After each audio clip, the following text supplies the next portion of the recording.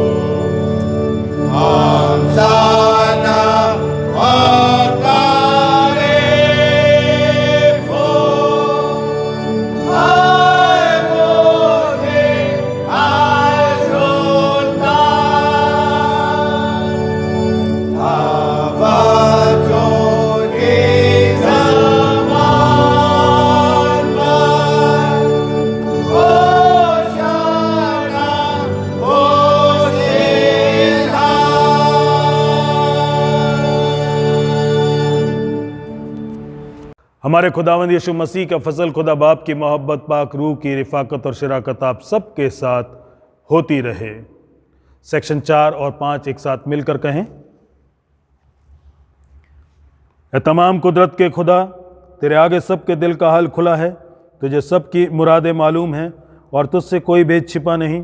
अपने पाक रूह के असर से हमारे दिल के ख्यालों को पाक कर, ताकि हम तुझसे कामिल मोहब्बत रखें और लायक तौर पर तेरे पाक नाम की बढ़ाई करें, हमारे खुदावंद मसीह के वसीले से, आमीन।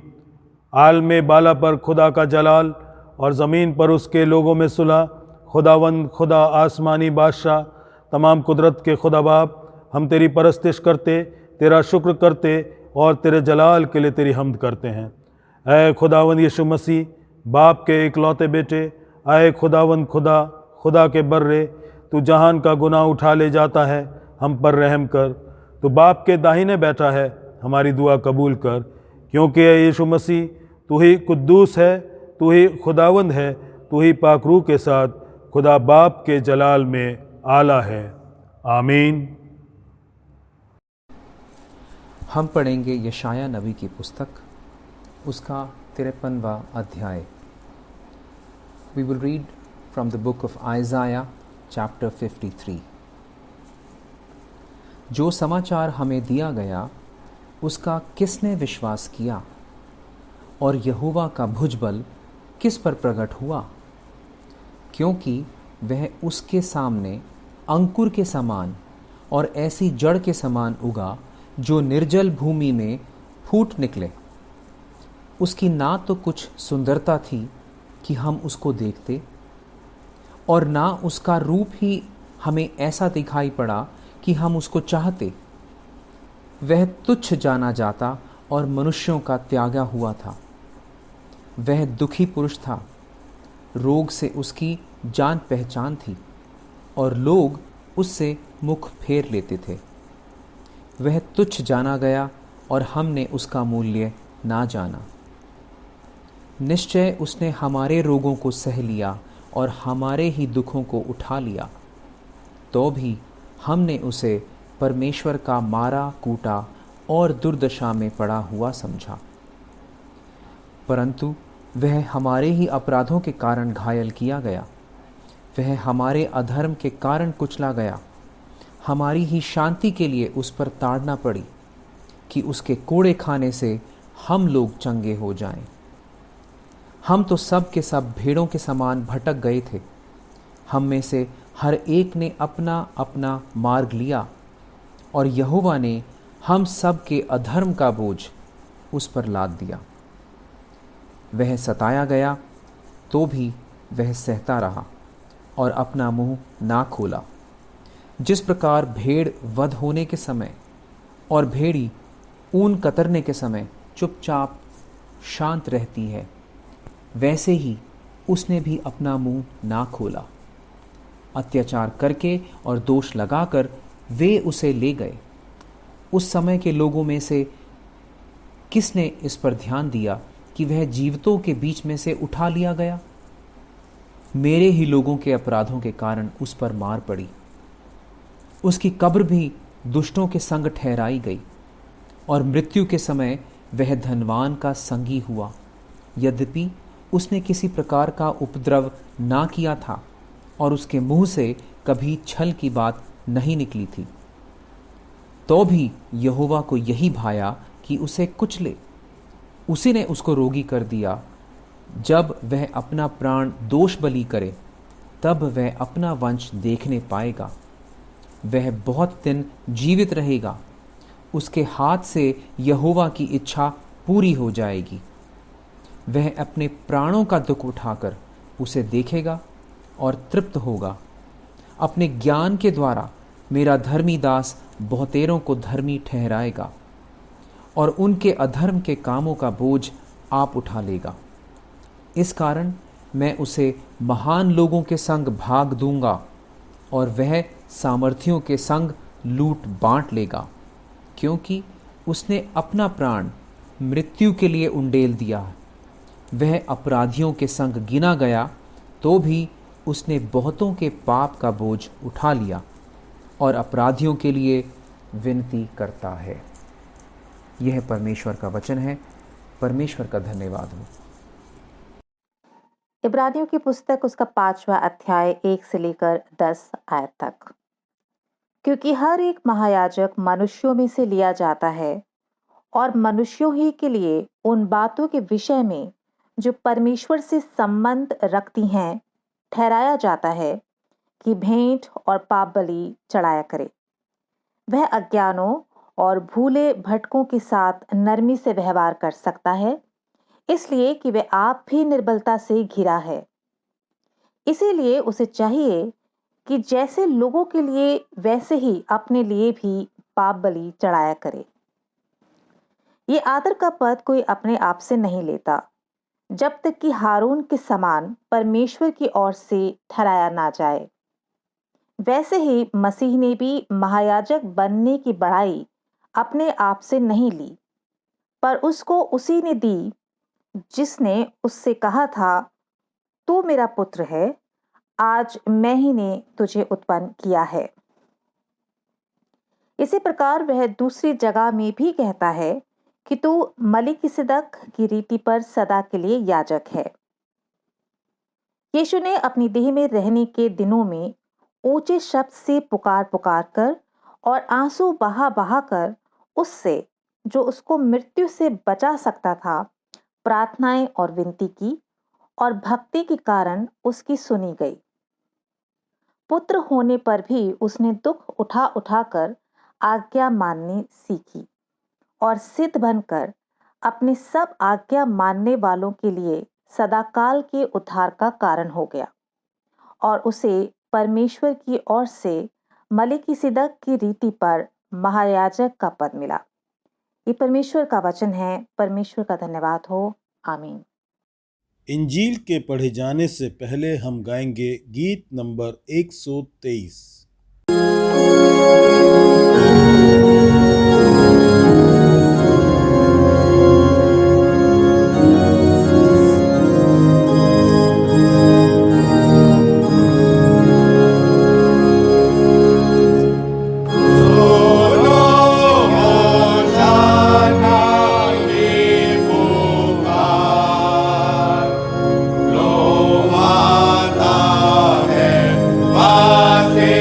Shava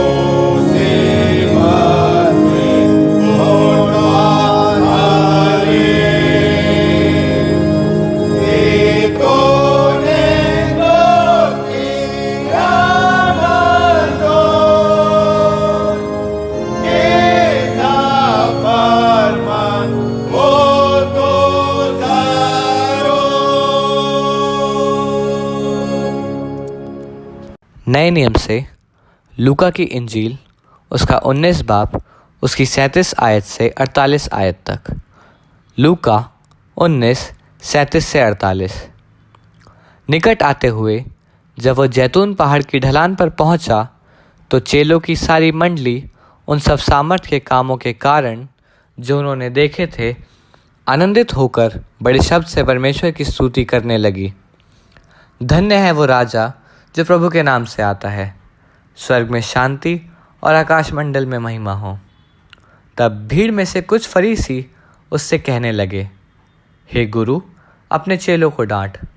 उसने उत्तर दिया, मैं तुमसे कहता हूँ, यदि ये चुप रहे तो पत्थर चिल्ला उठेंगे।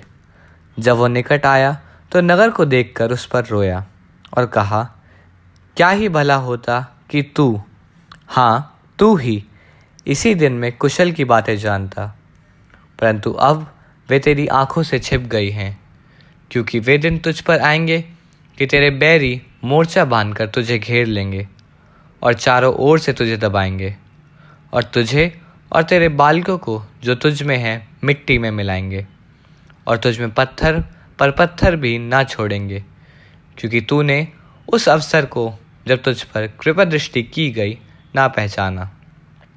तब वो मंदिर में जाकर बेचने वालों को बाहर निकालने लगा और उनसे कहा, लिखा है, मेरा घर प्रार्थना घर होगा, परंतु तुमने उसे डाकुओं की खो बना दिया है। वो प्रतिदिन मंदिर में उपदेश करता था और प्रधान याजक और शास्त्री और लोगों के प्रमुख उसे नष्ट करने का अवसर ढूंढते थे, परंतु कोई उपाय ना निकाल सके कि यह किस प्रकार करें, क्योंकि सब लोग बड़ी चाह से उसकी सुनते थे। ये मसीह की इंजील है। आइए हम प्रार्थना करें। प्यारे परमेश्वर, धन्यवाद करना चाहते हैं आज इस खास दिन के लिए, इस खास अवसर के लिए जो आपने हमारे जीवनों में दिया है। परमेश्वर, धन्यवाद करते हैं कि आज जब हम खजूर के इतवार की इस इबादत को करते हैं तो प्रभु आप चाहते हैं कि हम आपकी महिमा करने वाले हो सकें। इस खजूर के इतवार की अहमियत, उस विजय प्रवेश जो कि प्रभु आपने यरूशलेम में किया, उसको समझ सकें और प्रभु उसके द्वारा अपने जीवन को उस रीति से आपके लिए तैयार करें जिसमें होकर परमेश्वर आपको सबसे ज़्यादा महिमा मिल सके। खुदावंद यीशु मसीह के पवित्र नाम में मांगते हैं, आमीन। आज पाम संडे है, यानी कि खजूर का इतवार, और ये वो दिन है जिसे हम याद करते हैं प्रभु यीशु मसीह के यरूशलेम में विजय प्रवेश के तौर पर। उस घटना को याद करते हैं कि किस तरह से खुदावंद ने अपनी उस मिनिस्ट्री को पूरा करते हुए, आगे बढ़ते हुए यरूशलेम में प्रवेश किया। और इस दिन के बाद जब हम आगे बढ़ते हैं तो हम पैशन वीक की तरफ जाते हैं और उसके बाद गुड फ्राइडे तक पहुंचते हैं, जहां हम प्रभु यीशु मसीह के क्रूस पर चढ़ाए जाने की उस बात को याद करते हैं, उनके उन कथनों को सुनते हैं जो उन्होंने क्रूस पर से कहे, उनके क्रूस पर बलिदान को याद करते हैं, उनके गाड़े जाने को याद करते हैं। लेकिन उसके बाद हम ईस्टर तक पहुंचते हैं और प्रभु यीशु मसीह के पुनरुत्थान को मनाते हैं, उसकी खुशी का इजहार करते हैं और उसका ऐलान भी करते हैं। और जब हम इस दिन से शुरुआत करते हैं जो कि पाम संडे है, तो हमारे लिए पाम संडे को समझना एक हमारी ज़रूरत बन जाता है कि हम इसकी अहमियत, इसके सिग्निफिकेंस को पूरे तरीके से समझ सकें। आज जो इंजील का हिस्सा हमारे सामने लिया गया वो है लूका की इंजील, उसका 19वां अध्याय, उसके 37 पद से आगे। जब हम इंसानी स्वभाव की बात करते हैं, इंसान की उस नेचर की बात करते हैं जिसमें बहुत से इमोशंस होते हैं, तो एक इमोशन उसमें उभर कर बहुत जल्दी से सामने आता है और वो इमोशन है हमारा गुस्सा हो जाना, हमारा नाराज़ हो जाना। और बहुत सी ऐसी बातें हैं जो हमें बहुत ज़्यादा गुस्सा दिलाती हैं। अलग अलग इंसान को अलग अलग बातों पर गुस्सा आता है। मुझे जिन बातों पर गुस्सा आता है उनमें सबसे ज़्यादा जो एक चीज़ मुझे गुस्सा दिलाती है वो ये है कि जब मैं ट्रैफिक में देखता हूँ कोई इंसान बड़ी रैश ड्राइविंग कर रहा होता है, बड़े बेढंगे तरीके से या लापरवाही से गाड़ी चला रहा होता है और सारे नियमों का उल्लंघन कर रहा होता है, तो वो बात मुझे बहुत गुस्सा दिलाती है। उसके अलावा कई बार कुछ लोगों की एरोगेंस, लोगों का घमंड, लोगों के अंदर जो अहंकार है वो भी मुझे गुस्सा दिलाता है। ऐसी कुछ बातें आपकी ज़िंदगी में हो सकती हैं जो आपको नाराज़ करें, आपको गुस्सा दिलाएं और आपके अंदर वो इमोशन एकदम से उभर कर ऊपर आ जाए। लेकिन कई बार ये गुस्सा बिना किसी कारण के भी आ जाता है, ये इमोशन बिना किसी रीज़न के एकदम उभर के सामने आता है। और जब ऐसा होता है तो इसे अगर हम टेक्निकल तरीके से मेडिकल टर्म में देखें तो उसे कहा जाता है इंटरमिटेंट एक्सप्लोसिव डिसऑर्डर। ये किस्म की परेशानी है जो बहुत से लोगों में पाई जाती है। बहुत से लोग बहुत ज़्यादा नाराज़ हैं और कई बार उन्हें अपनी नाराज़गी का सही रीज़न भी मालूम नहीं होता। और ऐसा कहा जाता है कि जो लोग ज़्यादातर गुस्से में रहते हैं उन लोगों के बनिस्बत जो गुस्सा नहीं करते हैं या बहुत कम गुस्सा करते हैं, उन ज़्यादा गुस्सा करने वालों के लिए 3 गुना ज़्यादा खतरा बढ़ जाता है हार्ट प्रॉब्लम्स का, हार्ट अटैक का या दिल से जुड़ी हुई बीमारियों का। और एक और चीज़ जो गुस्से के साथ जुड़ी हुई है वो ये है कि जब हम गुस्से में होते हैं हमारे ख्याल हमारे कंट्रोल में नहीं होते हैं तो हम कई बार कुछ ऐसी बातें बोल जाते हैं या गुस्से में हम कुछ ऐसे फैसले कर बैठते हैं जो सही नहीं होते, जिनका नुकसान हमें उठाना पड़ता है। और जब हम ठंडे दिमाग से बाद में उस बारे में सोचते हैं तो तब समझ में आता है कि हमने अपना कितना नुकसान किया और हमने उस गुस्से में, उन फैसलों से, उस भाषा से अपने लिए कितनी प्रॉब्लम्स को खड़ा किया है। लेकिन ऐसा नहीं है कि सारे गुस्से गलत होते हैं, क्योंकि कलाम में हमें राइचियस एंगर, वो गुस्सा जो जायज़ है, उसकी बात भी बताई गई है, और वो गुस्सा जो कि सिन एंगर है या कि जो गुनाह की वजह से गुस्सा आता है, उसके बारे में भी बताया गया। तो इसलिए हमें इस गुस्से को समझना भी ज़रूरी है कि वो किस तरीके से जायज़ होता है और कब वो नाजायज़ हो जाता है।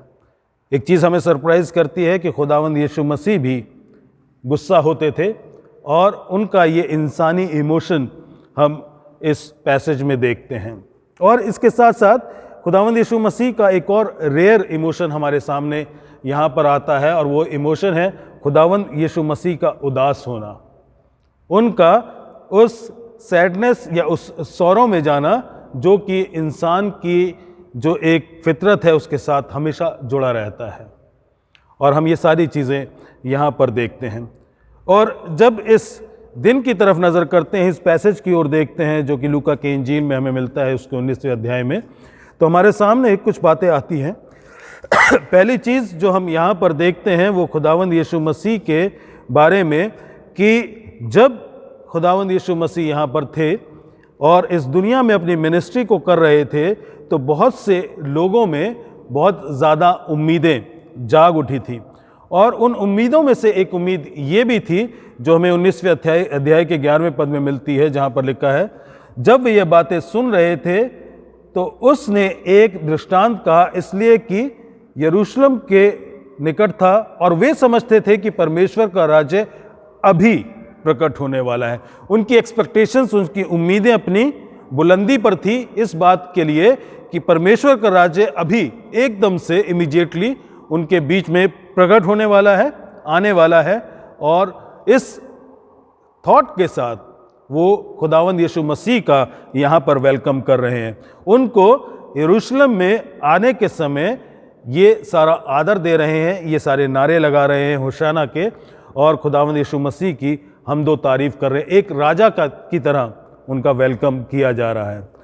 लेकिन अगर खुदावंद यीशु मसीह के लिए जो उनकी सोच थी कि खुदावंद यीशु मसीह आ रहे हैं, वो रोमी लोगों को उखाड़ फेंकेंगे, रोमी लोगों के उस साम्राज्य को यरूशलेम, यहूदिया और इज़राइल से हटा देंगे और उसके बाद सब कुछ अपने कंट्रोल में ले लेंगे, अगर ये सोच सही होती तो खुदावंद यीशु मसीह एक मिलिटेंट कमांडर, एक मिलिटेंट मसीहा की तरह आते और सीधे जाकर वो जो रोमी लोगों का, जो उनके सिपाहियों का जो गैरिसन था, जो एंटोनिया के किले में था, वहाँ सीधा जाते और अपने लोगों के साथ, अपनी सेना के साथ उनको नेस्तनाबूद कर देते। लेकिन यहाँ पर ऐसा नहीं हो रहा है। यहाँ पर जो हो रहा है वो इससे बिल्कुल ठीक उल्टा है। खुदावंद यीशु मसीह रोमियों के बीच में जाकर उनको कुछ नहीं कह रहे हैं, बल्कि अपने लोगों के बीच में, अपने यहूदी लोगों के बीच में जाकर उनको कुछ कह रहे हैं। खुदावंद यीशु मसीह उनके बीच में गए और वहाँ पर जाके उन्होंने मंदिर को वहाँ से एक बार फिर साफ किया। क्लेंजिंग ऑफ टेम्पल का जिक्र यहाँ पर आता है, जो हमें 45 पद से आगे मिलता है। जबकि यहूदी लोग, ये कौम ये सोच रही थी कि खुदावंद आए हैं और अब परमेश्वर का राज्य उनके बीच में आ जाएगा, तो खुदावंद यीशु मसीह कह रहे हैं कि प्रॉब्लम रोमी शासन के साथ नहीं है। यकीनन उसके साथ बहुत सी प्रॉब्लम्स जुड़ी हुई हैं, लेकिन जो मेन रीज़न है, मुख्य कारण जो है इनकी समस्या का, वो रोमी लोग नहीं है, वो गवर्नमेंट नहीं है। Problem is with our own people, अपने खुद के लोगों के साथ ये समस्या है। और खुदावंद यीशु मसीह जो वहाँ पर कर रहे थे, हमें ये समझाना मांग रहे थे कि बड़ा आसान होता है गवर्नमेंट पे उंगली उठा देना, बड़ा आसान होता है कल्चर के ऊपर उंगली उठा देना, या ब्लेम किसी दूसरे इंसान पर या दूसरी बातों पर लगा देना। मीडिया के ऊपर भी काफ़ी ब्लेम लगा देते हैं, लेकिन खुदावंद यीशु मसीह यहाँ पर कह रहे हैं कि मेरा घर प्रार्थना का घर होगा, परंतु तुमने उसे डाकुओं की खो बना दिया। खुदावंद यीशु मसीह वहाँ पर अपने लोगों के बारे में बात कर रहे हैं कि तुम्हारा स्वभाव, तुम्हारा नेचर, तुम्हारे गुनाह वो ज़्यादा हैं। सबसे पहले उसके इलाज की ज़रूरत है, और वो उंगली सबसे पहले अपनी तरफ उठनी चाहिए, इससे पहले कि हम दूसरों की तरफ उन बातों को कहें जिससे हम ब्लेम गेम में अपने आप को जस्टिफाई करने की कोशिश करते हैं। हम अपने आप को अपने गिरेबान में झांक कर देखें। और यही वो चीज़ है चाहे शायद जो हमें खुदावंद के कलाम में, पुराने नियम में मिलती है, जो हम दूसरा इतिहास और उसके 7वें अध्याय और 14वें पद में देखते हैं, जहाँ लिखा है, तब यदि मेरी प्रजा के लोग जो मेरे कहलाते हैं दीन होकर प्रार्थना करें और मेरे दर्शन के खोजी होकर अपनी बुरी चाल से फिरें, तो मैं स्वर्ग में से सुनकर उनका पाप क्षमा करूंगा और उनके देश को ज्यों का त्यों कर दूंगा। यहाँ पर एक बार फिर से रीइंस्टेट करने की बात है, एक बार फिर से चीज़ों को दुरुस्त करने की बात है, और वो तब होगा जब लोग अपने आप को पहचानेंगे, अपने गुनाहों को समझेंगे और उससे छुटकारा पाने के लिए परमेश्वर से उस गुनाह की माफ़ी और उस गुनाह से छुटकारा पाने की प्रार्थना करेंगे। और जब ये चीज़ हम देखते हैं तो इसके साथ हम ये भी देख सकते हैं कि ये एक ऐसा दिन था जिसमें बड़ी खुशी मनाई जा रही थी खुदावंद यीशु मसीह के आने की, और उस खुशी को जब हम देखते हैं तो हम कह सकते हैं उस खुशी के साथ साथ वहाँ पर कुछ ऐसी बातें भी थी जो एक किस्म से एक कड़वा अनुभव भी थी, क्योंकि ये जो लोग यहाँ पर हैं, जो खुदावंद यीशु मसीह के आने के समय उसकी तारीफ़ कर रहे हैं, उसको वेलकम कर रहे हैं, उसका स्वागत कर रहे हैं, उसके लिए नारे लगा रहे हैं, यही भीड़ थोड़ी ही देर के बाद खुदावंद यीशु मसीह के खिलाफ हो जाती है। जो संडे को प्रभु यीशु मसीह के लिए होशाना के नारे लगा रहे हैं, फ्राइडे तक पहुँचते पहुँचते वो कहते हैं क्रूसीफाई हिम, उसे क्रूस पर चढ़ा दो। एक ऐसी भीड़ जो बड़ी फिकल है, जिसकी आपस अपने आप में कोई ऐसी स्थिरता नहीं है जिसमें होकर वो कुछ काम करे, क्योंकि इनको खुदावंद यीशु मसीह से वो चीज़ें चाहिए जो वो चाहते हैं कि वो उनके लिए करें।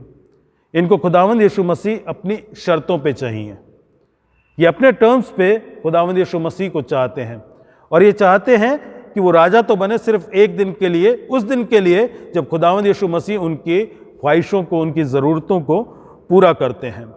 और इसीलिए शायद वो खुदावंद यीशु मसीह की जय जयकार के नारे लगा रहे हैं, क्योंकि उन्हें उम्मीद है कि वो उनकी ख्वाहिशों को पूरा करेंगे। वो खुदावंद यीशु मसीह को इसलिए चाहते हैं कि खुदावंद यीशु मसीह उनके अनुसार काम करें। वो खुदावंद यीशु मसीह को इसलिए नहीं चाहते कि ये खुदावंद यीशु मसीह की इच्छा के अनुसार काम करें। इन्हें प्रभु यीशु मसीह अपने टर्म्स, अपनी कंडीशंस, अपने फ़ायदे के लिए चाहिए। जब खुदावंद यीशु मसीह इनके लिए बात करते हैं प्रॉस्पेरिटी की, हेल्थ की, इनकी नीड्स को पूरा करते हैं, तब खुदावंद यीशु मसीह इनको बहुत पसंद आते हैं। लेकिन जब खुदावंद यीशु मसीह मांग करते हैं, वो डिमांड करते हैं ओबीडियंस की, आज्ञाकारिता की, कमिटमेंट और डेडिकेशन की, तो ये लोग खुदावंद यीशु मसीह से अपना मुंह मोड़ लेते हैं। और ना सिर्फ मुंह मोड़ते हैं, वो उसके खिलाफ होकर उसकी खिलाफत के काम भी करते हैं। ये सब खुदावंद यीशु मसीह की खिलाफत में काफ़ी आगे बढ़ जाते हैं और यहाँ तक कि वो उसको मौत के घाट उतारना चाहते हैं। हमें इस बात को ध्यान रखना है कि हमें खुदावंद यीशु मसीह को एक दिन का राजा नहीं बनाना है, एक दिन का प्रभु नहीं बनाना है, और हमें खुदावंद यीशु मसीह को अपनी ज़िंदगी में इसलिए नहीं लेना है कि वो हमारी कंडीशंस पे हमारी ज़रूरतें पूरा करता है। हमें खुदावंद यीशु मसीह को अपने जीवन में इसलिए लेना है कि वो हमसे जो चाहता है हम उसको पूरा कर सकें, हम उसकी मर्ज़ी को पूरा कर सकें।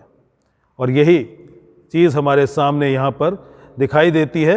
ये लोग नारे लगा रहे हैं होशाना क्या, कि होशाना का मतलब है सेव नाउ, हमें अभी बचा, अभी के अभी तुझे ये काम करना है। और जब खुदावंद यीशु मसीह ये काम अभी के अभी नहीं करते और वो उस रूहानियत की बात करते हैं, उस मकसद को पूरा करने के लिए आगे बढ़ते हैं जिसमें उनकी जो यहूदी कौम है, उसके जो लोग हैं, उनकी इच्छा पूरी नहीं होती, तो वो खुदावंद के खिलाफ हो जाते हैं। और प्रभु यीशु मसीह यहाँ पर किस काम को पूरा करने आए थे?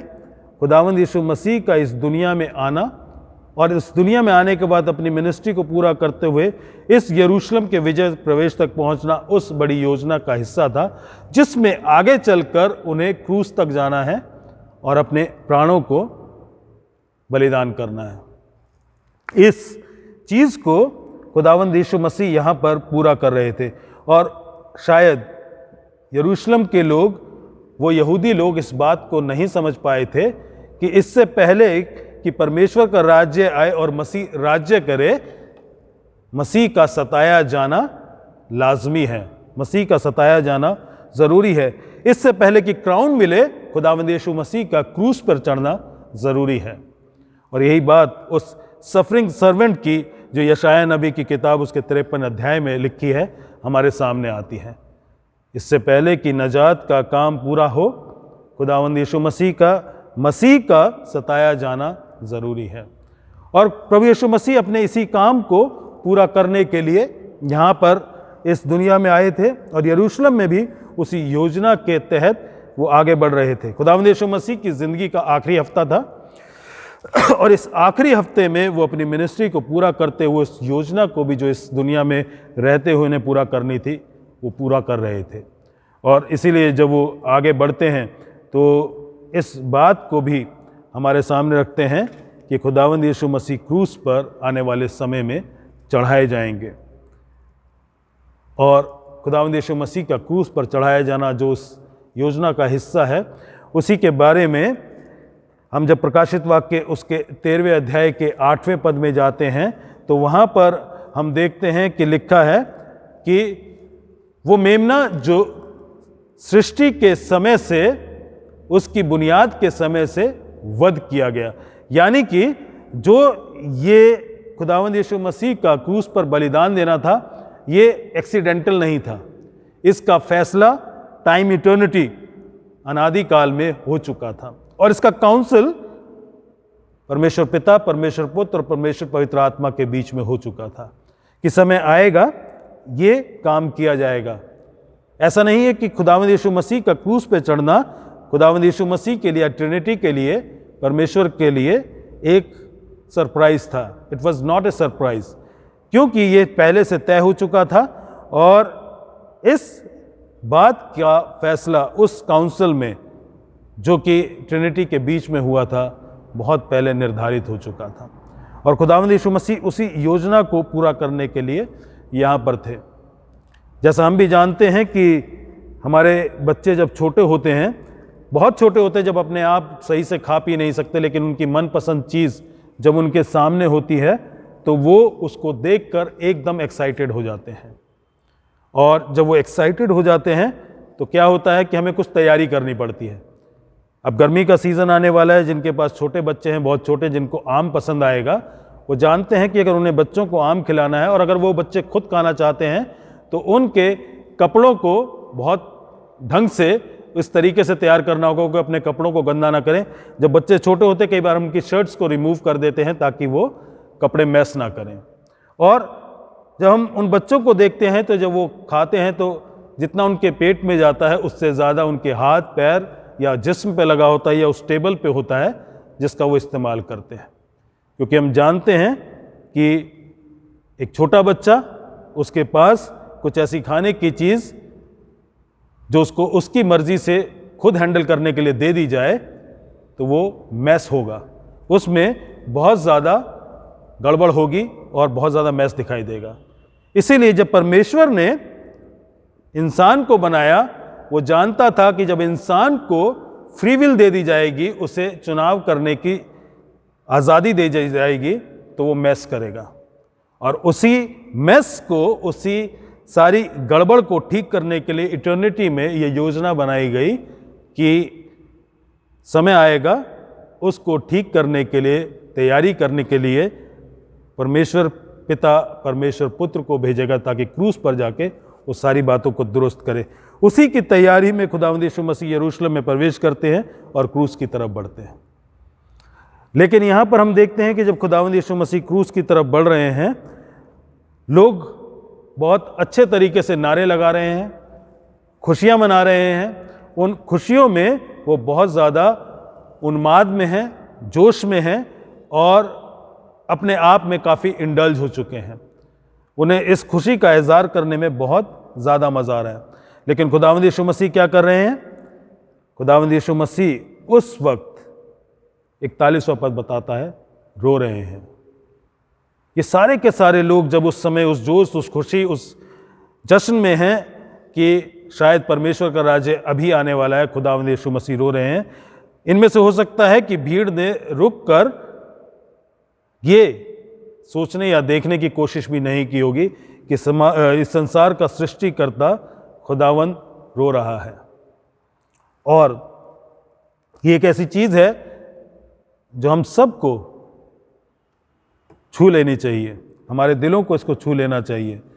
क्योंकि खुदावंद यीशु मसीह यहाँ पर जब रो रहे हैं तो वो क्यों रो रहे हैं? क्योंकि आगे जो जिक्र आता है, हम जानते हैं कि खुदावंद यीशु मसीह उस भीड़ में अकेले हैं जो रो रहे हैं। इसका मतलब उन्होंने इस भीड़ में अपने आप को अकेला पाया। इस भीड़ में शायद जो अभी उनके साथ है, बहुत जल्दी उन्हें रिजेक्शन भी दिखाई देने वाला है। और प्रभु यीशु मसीह इसलिए भी रो रहे हैं कि आने वाले समय को भी जानते हैं।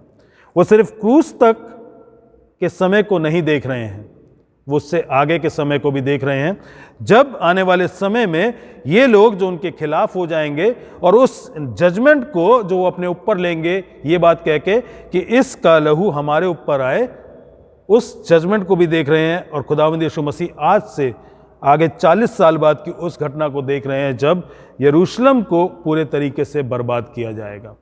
70 AD में टाइटस ने आकर इस पूरे यरूशलेम शहर को पूरे तरीके से बर्बाद किया। पूरे शहर को जला दिया गया। लगभग 6 लाख यहूदियों को मारा गया और उन 6 लाख यहूदियों को मारने के बाद उस शहर में पत्थर पे पत्थर तक नहीं छोड़ा गया, खासतौर से उस मंदिर में जिसकी भविष्यवाणी खुदावंद यीशु मसीह ने की थी। और खुदावंद यीशु मसीह इस बात के लिए रो रहे हैं कि वो इंसान जिन्हें बचाया जा सकता है, जो बच सकते हैं, सिर्फ अपनी आज्ञाकारिता की वजह से वो परमेश्वर को इनकार करके, परमेश्वर से अलग होकर उसका तिरस्कार करके अपने आप के ऊपर उस जजमेंट को इनवाइट कर रहे हैं। खुदावंद यीशु मसीह कभी नहीं चाहते थे कि इनमें से एक भी नाश हो, लेकिन वो जानते थे कि इनमें से बहुत से ऐसे लोग हैं जो उनको रिजेक्ट करने वाले हैं, जो उनके खिलाफ काम करने वाले हैं और जो उनको अकेला छोड़ने वाले हैं। और जिस बात के लिए वो रो रहे हैं वो ये है कि इंसान अपने आप को आज्ञाकारिता में नहीं ला पा रहा है, परमेश्वर के हुक्मों को मानने से इनकार कर रहा है और उसने परमेश्वर के खिलाफ बगावत कर रखी है।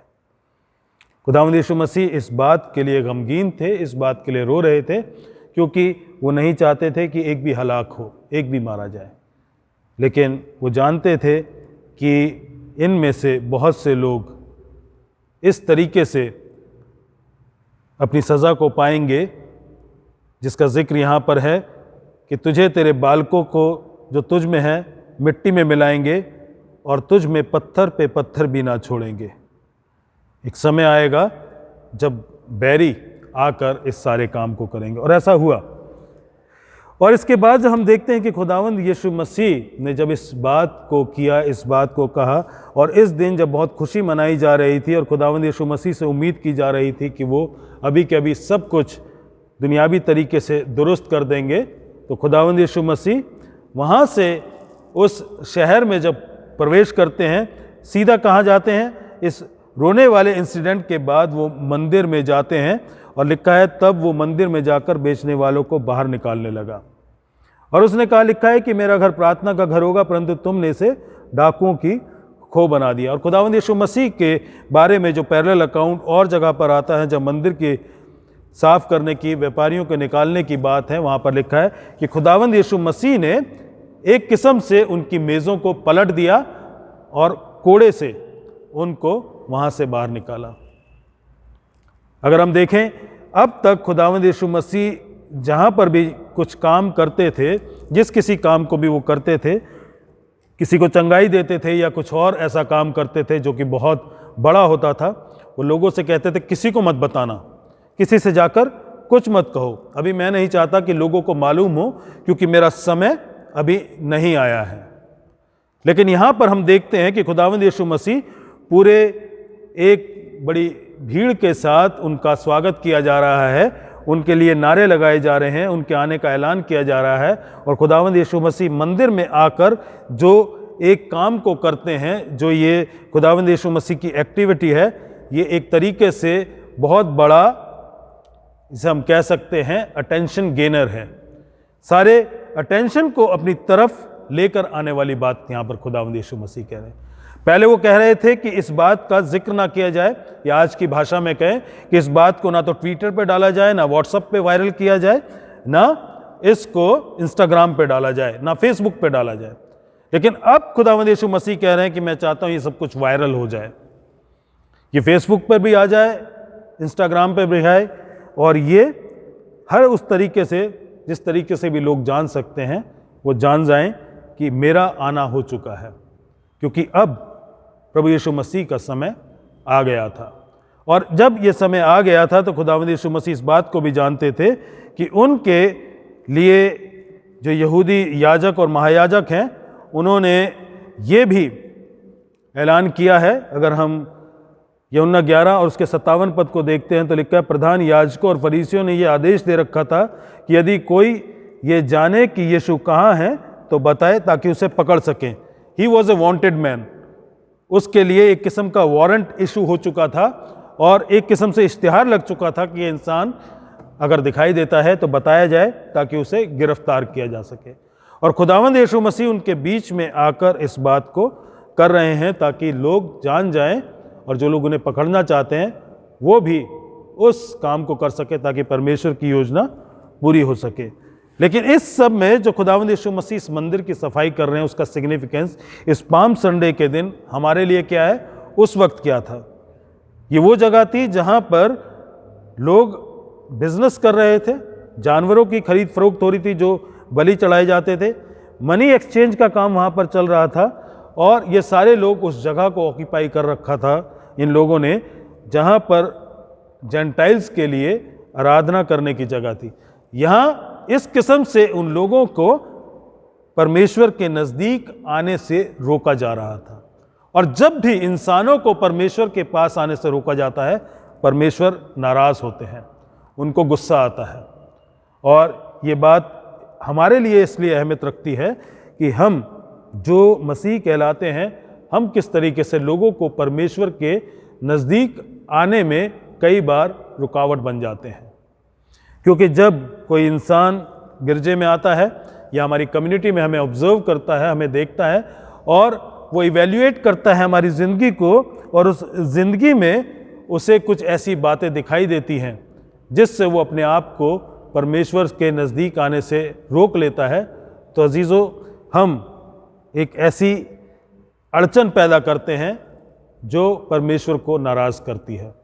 कई बार हमारी भाषा ऐसी हो सकती है, हमारे एक्शंस ऐसे हो सकते हैं, हमारी हरकतें या हमारे काम ऐसे होते हैं कि लोग उन्हें देखकर, वो लोग जो परमेश्वर को नहीं जानते लेकिन वो ये जानते हैं कि उस परमेश्वर के ये आराधक कहलाते हैं, जब वो हमें देखते हैं तो परमेश्वर के नज़दीक आने से रुक जाते हैं। और जब ऐसा होता है तो हमारे लिए ये समझना ज़रूरी है, आर वी द ब्रिज और द बैरियर? क्या हम वो इंसान हैं जो लोगों को परमेश्वर के नज़दीक ला रहे हैं उस ब्रिज के ज़रिए, या हम परमेश्वर को उस बैरियर के ज़रिए लोगों से दूर कर रहे हैं जो हम खुद बन रहे हैं? क्योंकि अगर हम बैरियर्स हैं तो हमें उस बैरियर से निकलकर, बैरियर को हटाकर लोगों को परमेश्वर के नज़दीक आने देने के लिए ब्रिज बनना है। और यही खुदावंद हमसे चाहते हैं। दूसरी चीज़, खुदावंद ने उस जगह को साफ किया, उस जगह को पाक किया ताकि वो खुदा का घर कहला सके। और अजीज़ों, जो हमारा जिस्म है इसके लिए भी कहा गया है that our bodies are the temple of God. हमारे जिस्म परमेश्वर का मंदिर है, उसकी हैकल है। और परमेश्वर चाहते हैं कि ये भी साफ रहे, ये भी पाक रहे। और इसलिए हमें ज़रूरत है कि हम परमेश्वर को अपनी ज़िंदगी से वो सारी गलत बातें, वो सारी गंदगी, सारे गुनाह निकालने दें जो हम खुद नहीं निकाल पा रहे हैं। और उसके लिए हमें शायद तकलीफ़ भी होगी, परेशानी भी होगी, लेकिन अगर हम अपनी ज़िंदगी में उन गुनाहों को पकड़े हुए हैं, उनको छोड़ नहीं रहे हैं, तो शायद हमारा जिस्म परमेश्वर का मंदिर नहीं बन पाएगा। क्योंकि इसी जिस्म में हमारे रूह और जान का भी रहने की जगह है। इसलिए ज़रूरी है कि हमारे जो ये जिस्म, हमारी ज़िंदगियां हैं, वो पाक और साफ़ की जाए। और यहाँ पर जो मंदिर को साफ़ करने की बात है, ये पहली बार नहीं है, ये दूसरी बार है। दूसरी बार खुदावंद यीशु मसीह को मंदिर को साफ़ करने की ज़रूरत पड़ रही है। पहली बार जब खुदावंद यीशु मसीह ने आज से 3-3.5 साल पहले मिनिस्ट्री को शुरू किया था, उन्होंने मंदिर को साफ़ किया था। आज अपने ज़िंदगी के आखिरी हफ्ते में जब वो पहुंच गए, एक बार फिर से मंदिर को साफ़ कर रहे हैं। अजीज़, ज़रूरी है कि हम समझें कि ये दोबारा साफ़ करने की ज़रूरत क्यों पड़ी। शायद जब इस मंदिर को साफ़ कर दिया गया था, एक बार साफ़ हुआ, उसके कुछ समय के बाद शायद 2 मेज़ और टेबल यहाँ पर लगी होंगी, उसके बाद कुछ और बड़ी होंगी, दुगनी हुई होंगी, 4 गुना हुई होंगी, और एक बार फिर से पूरा बाज़ार वहाँ पर लग गया। और हो सकता है कि जितने पहले थे उससे ज़्यादा वहाँ पर दुकानें लग गईं, और हो सकता है उससे ज़्यादा कई नई किस्म की यहाँ पर ख़रीद फ़रोख्त की बातें होने लगीं।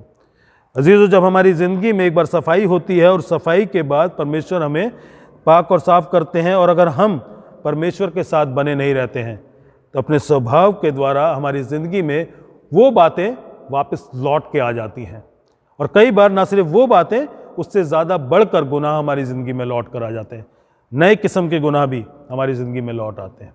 इसलिए ज़रूरत है कि हम लगातार उस सफाई के काम को चलने दें, उस काम को जो खुदावंद ने शुरू किया है उसको लगातार करते रहें, ताकि हमारी ज़िंदगियां पाक और साफ़ रहें, खुदावंद के लिए कबूल ठहरें, और हम परमेश्वर के लिए एक ऐसा काम करें कि लोगों को उसके नज़दीक ला सकें।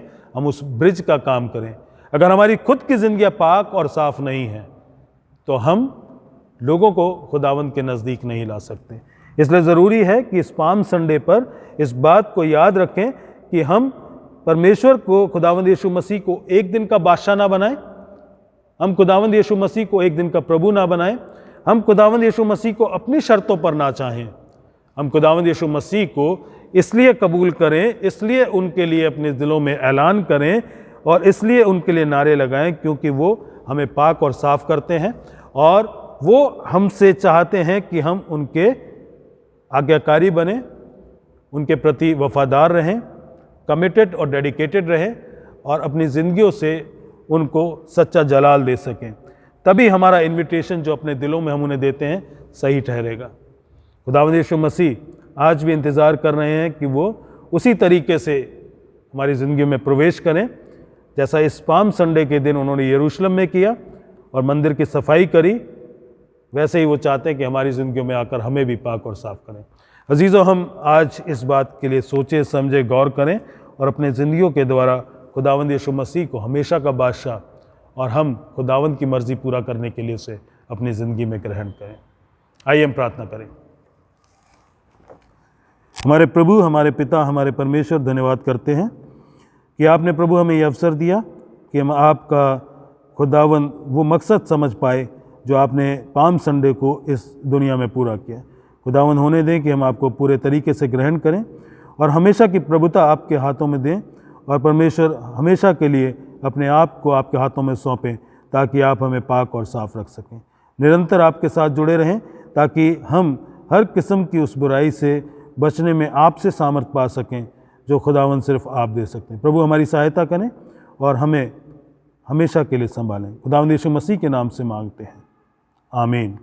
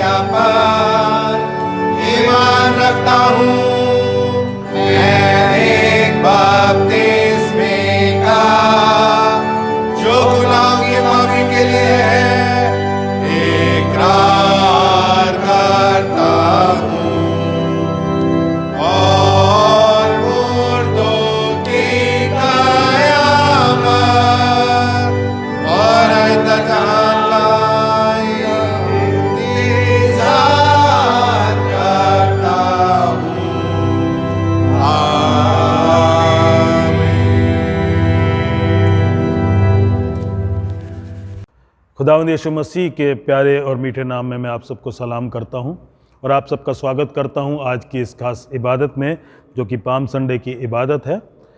बीच में 2 हफ्ते के लिए हम सर्विसेज नहीं कर पाए थे, बहुत ज़्यादा मेरे पास और भी इमरजेंट सिचुएशंस थी, बहुत ज़्यादा ऑक्यूपाइड रहा बहुत से कामों में। लेकिन अब कोशिश रहेगी कि जब तक परिस्थितियां सामान्य नहीं होती हैं, हम इसी तरीके से इन ऑनलाइन सर्विसेज को कंटिन्यू करते रहें। आप लोगों ने बहुत ज़्यादा अप्रिशिएट किया, जब दुआ आपको नहीं मिल पाई ऑनलाइन तो आपने बहुत से कॉल्स मुझे किए, कई लोगों ने बड़ा उलाना भी दिया और बड़ी कंप्लेंट भी की, लेकिन मैं समझता हूं कि बिल्कुल जायज़ है, क्योंकि खुदा का कलाम और खुदा की इबादत करने का हक हम सब का है और हमें मिलना चाहिए। तो हम कोशिश करेंगे कि आगे से कंटिन्यू कर सकें। जहाँ तक बात है गुड फ्राइडे, मॉन्डी थर्सडे और बाकी इबादतों की जो ईस्टर के साथ जुड़ी हुई हैं, हम अभी जैसा कि नए डायरेक्शंस हैं गवर्नमेंट के कि हमें उन चीज़ों को जो कि कोविड को बढ़ा सकती हैं उनको अवॉइड करना है। उसी के चलते फेस्टिवल्स पे कुछ रेस्ट्रिक्शंस लगाए गए हैं सरकार के द्वारा, तो हमें उन नियमों का पालन करना है। और हमें जो हिदायतें हैं डायसिस की तरफ से भी, कि बिशप साहब ने भी कहा कि हमें स्ट्रिक्टली उन नियमों का पालन करना है, उन निर्देशों का पालन करना है जो सरकार की तरफ से हैं। तो हम इन बातों का ध्यान रखेंगे। हम गुड फ्राइडे और ईस्टर की सर्विस भी ऑनलाइन ही करेंगे, उसको ऑनलाइन आपके लिए यूट्यूब पे डाला जाएगा। मेहरबानी से दुआ करते रहें कि हम इन आराधनाओं को, इन प्रार्थना सभाओं को, इन इबादतों को सही तरीके से कंपाइल कर पाएँ और आप तक पहुँचा पाएँ, क्योंकि बड़ा मुश्किल होता है, बड़ी लंबी इबादत होती है गुड फ्राइडे की, बहुत से एस्पेक्ट्स उसके साथ जुड़े होते हैं। इसलिए मेहरबानी से दुआ में याद रखें ताकि आपको खुदा का कलाम अच्छे तरीके से मिल सके। मैं एक बार फिर से आप सबका धन्यवाद करता हूं, आप सबके हौसला अफजाई के लिए, सारे लोग जो ऑनलाइन हमारे साथ जुड़ते हैं उसके लिए, और ख़ास तौर से होली ट्रिनिटी चर्च की कलीसिया के लिए कि वो इस बात में हमेशा हमें हौसला देते हैं कि हम इन दुआओं को कंटिन्यू कर सकें। एक दूसरे को प्रार्थना में उठाते रहें और एक दूसरे के लिए प्रार्थना करते रहें, ख़ास तौर से इस बीमारी के जल्द से ख़त्म होने के लिए प्रार्थना करते रहें ताकि हम इससे नजात पा सकें। प्रार्थना करेंगे बीमारों के लिए और प्रार्थना करेंगे अपने इस देश की परिस्थिति के लिए जो इस कोविड-19 की वजह से अभी प्रेवलेंट है। आइए प्रार्थना करें। खुदावंद शुक्रगुजार हैं प्यारे बापा आसमानी कि आपने हमें अब तक जीवित रखा। खुदावंद आपकी मर्ज़ी से है, और खुदावंद शुक्रगुजार है उन ईमानदारों के लिए भी जिन्हें आपने अपने पास अब तक वापस बुलाया है, क्योंकि वो भी अपनी ज़िंदगी के उस मकसद को पूरा करके जो आपकी मर्ज़ी से था और आपकी खुदावंद अनुग्रह के द्वारा था, अपनी ज़िंदगियों को पूरा करने पाए। खुदावंद इस समय आपसे प्रार्थना करते हैं उन तमाम लोगों के लिए जो बीमार हैं अलग अलग कलीसियाओं में, ख़ास तौर से होली ट्रिनिटी चर्च की कलीसिया में, और ख़ास तौर से हमारी दिल्ली डायसिस और दिल्ली क्षेत्र में, ताकि खुदावंद आपकी शिफा उन तक पहुंच सके और परमेश्वर आप उनको चंगाई दे सकें। हम प्रार्थना करना चाहते हैं अपने पूरे देश के लिए, और खुदावंद आपसे मांगते हैं कि इस बीमारी को पूरे तरीके से जड़ से इस दुनिया से दूर करें, इस देश से दूर करें, ताकि खुदावंद हम सामान्य परिस्थितियों में अपने कामों को सामान्य तरीके से करने वाले हो सकें, आपकी आराधना, आपकी इबादत में शामिल हो सकें, एक दूसरे से मिल सकें, एक दूसरे के साथ खुदावंद सहभागिता कर सकें। खुदावंद हेल्थ एजेंसीज़ को, हेल्थ मिनिस्ट्री को और सारे मिनिस्टर्स को, सारे कैबिनेट को आपके हाथों में सौंपते हैं, ताकि जो भी वो फैसला करें खुदावंद वो लोगों की भलाई के लिए हो और खुदावंद हम सब को उससे फ़ायदा मिल सके। खुदावंद यीशु मसीह के नाम से मांगते हैं, आमीन।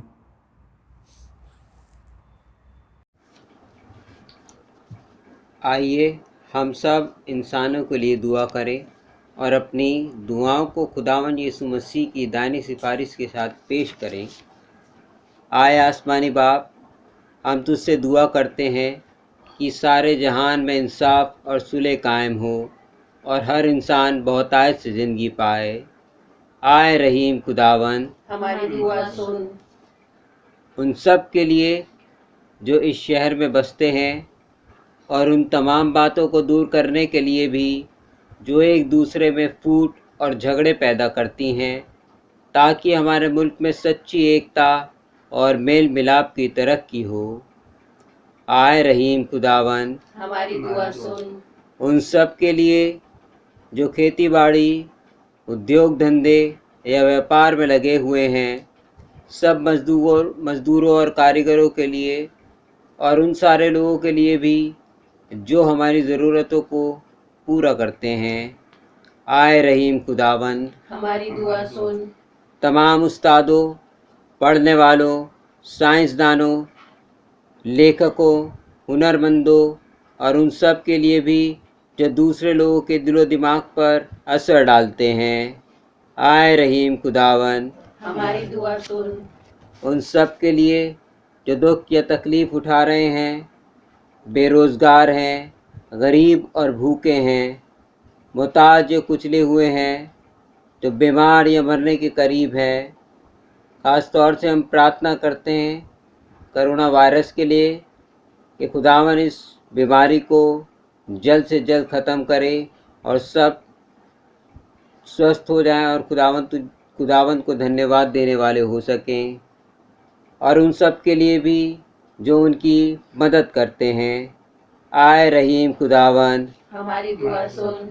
उन सब के लिए जिन्हें इस मुल्क और दूसरे मुल्कों में इख्तियार दिया गया है, खासकर हमारे राष्ट्रपति रामनाथ कोविंद, प्रधानमंत्री नरेंद्र मोदी, इस सूबा के गवर्नर अनिल बैजल और मुख्यमंत्री अरविंद केजरीवाल, चीफ जस्टिस शरद बोबडे, और उन सब के लिए भी जो किसी भी तरह का इख्तियार रखते हैं।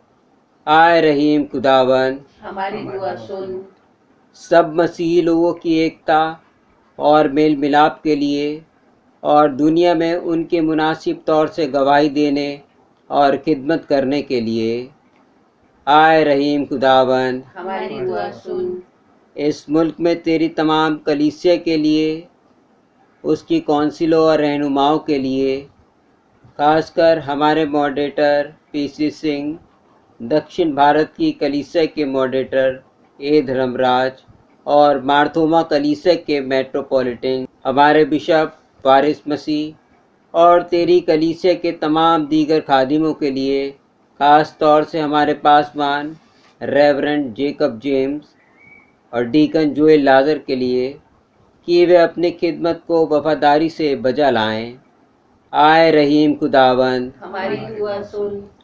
ये बख्श कि तेरे उन तमाम लोगों के साथ जिन्होंने वफादारी से इस दुनिया में तेरी खिदमत की है, हम भी तेरी बादशाही की अब्दी खुशी में शरीक हों। आए रहीम खुदावन, हमारी दुआ सुन।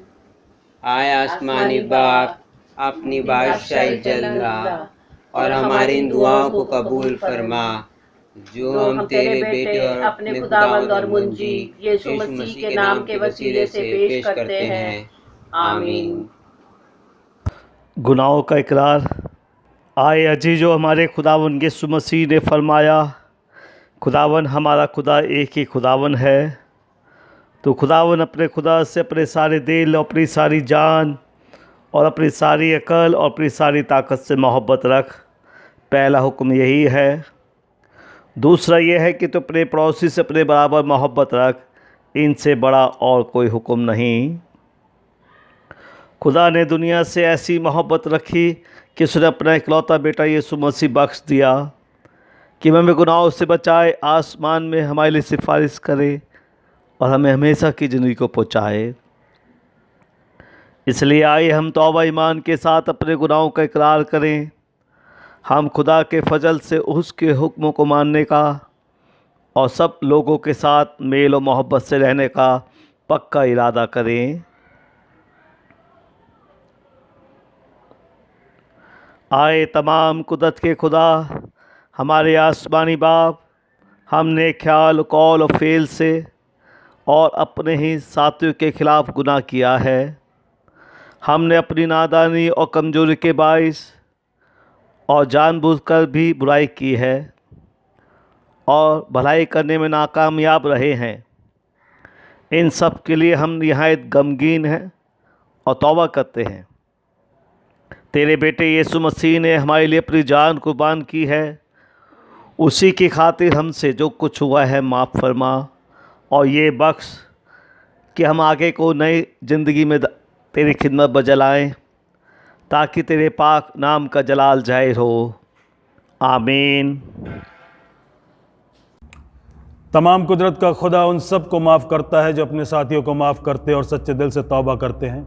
वो हम पर रहम करे, हमारे सब गुनाहों को बख्शे और उनसे हमको रिहाई दे।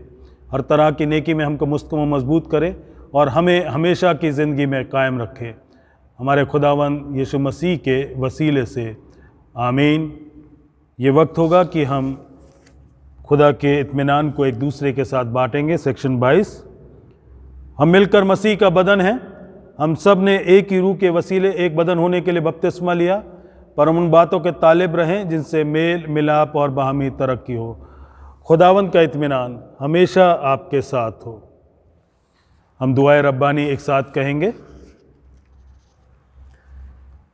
है हमारे बाप, तू जो आसमान पे है, तेरा नाम पाक माना जाए, तेरी बादशाहत आए, तेरी मर्ज़ी जैसे आसमान पर पूरी होती है ज़मीन पर भी हो। हमारी रोज़ की रोटी आज हमें दे, हमारे कसूरों को माफ़ कर कि हम भी अपने कसूरवारों को माफ़ करते हैं। हमें आजमाइश में न पड़ने दे, बल्कि बुराई से बचा, क्योंकि बादशाहत, कुदरत और जलाल हमेशा तेरा ही है। आमीन। खुदा का इत्मीनान जो समझ से बिल्कुल बाहर है, वो तुम्हारे दिलों और ख़यालों को खुदा और उसके बेटे हमारे खुदावंद यीशु मसीह की पहचान और मोहब्बत में महफूज रखे। और खुदा कादिर मुतलक बाप, बेटे और रुल कुदूस की बरकत तुम पर हो और तुम्हारे साथ हमेशा रहे। आमीन।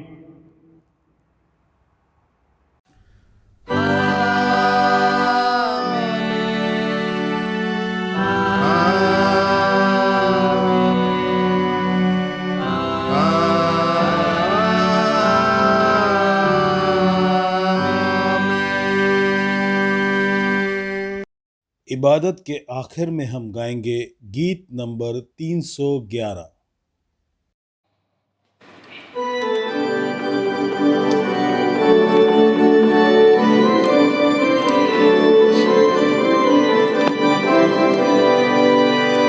तेरा प्यार